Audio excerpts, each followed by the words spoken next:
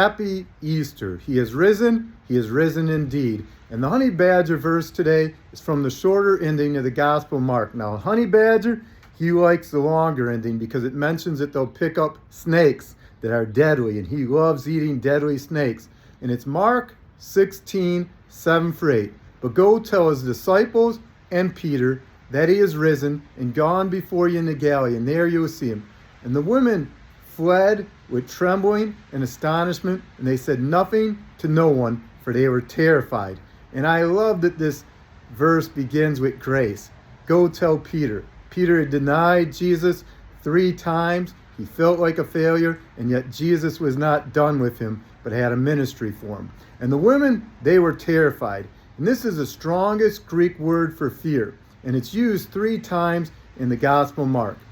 The disciples were terrified when Jesus calmed the storm.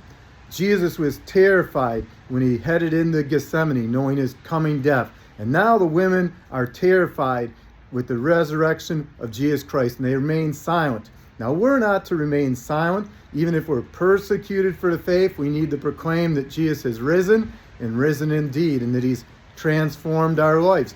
And Jesus, he's the answer to all our needs.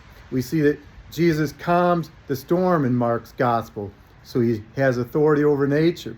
Jesus drives out demons, so he has authority over the spiritual realm. We see that Jesus heals the sick, so he has authority over sickness. And finally, Jesus raises Jairus' daughter from the dead, so he has authority over death.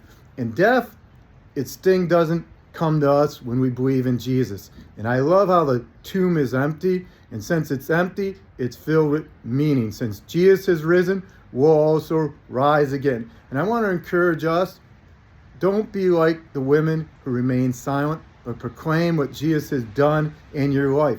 When you see friends, when you see family, tell them that Jesus has risen, and risen indeed this Easter, and that the sting of death no longer has authority over us, but we're born again in Christ and will rise again on the last day.